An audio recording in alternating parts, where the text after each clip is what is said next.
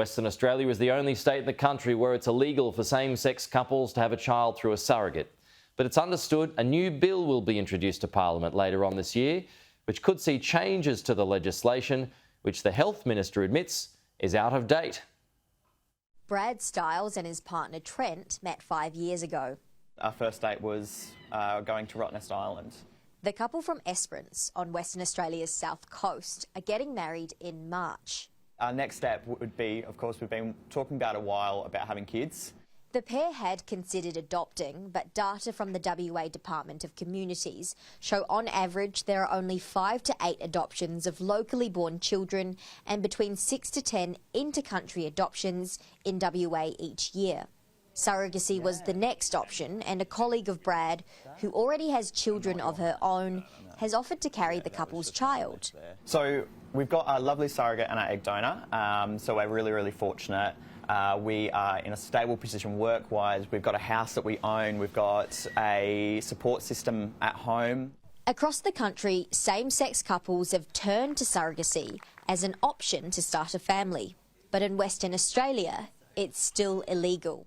The history of it comes from a medical need for surrogacy. So to be eligible to have a surrogacy baby, the legislation said there must be a medical need. Rachel Oakley has been providing assistance to surrogacy arrangements for years, but not everyone is supportive of the practice. Pope Francis made headlines earlier this month after calling for surrogacy to be banned worldwide.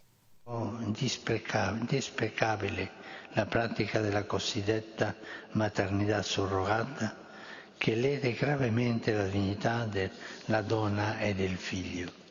Essa è fondata sullo sfruttamento di una situazione di necessità materiale della madre. The state government has accepted recommendations from an expert panel to develop 2 new bills. In a statement, Health Minister Amber Jade Sanderson admits Western Australia's legislation has not kept pace with medical advancements and societal changes. The bills are expected to be introduced to Parliament later this year, but for many, time is running out.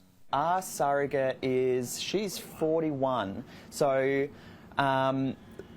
she's had all of her medicals and, you know, the doctors have given her the green light. So before anything even begins, all of the parties involved speak with a fertility counsellor who is qualified specifically in fertility counselling to talk about the implications. The Health Minister says a number of safeguards will remain, including the continued ban on commercial surrogacy, meaning the women cannot be paid for the arrangement. For Brad and Trent, they've already had conversations with their surrogate on how she can become part of their child's life. For us to lose that just because it took someone too long to make a decision is terrifying. Crystal Wu, Sky News, Perth.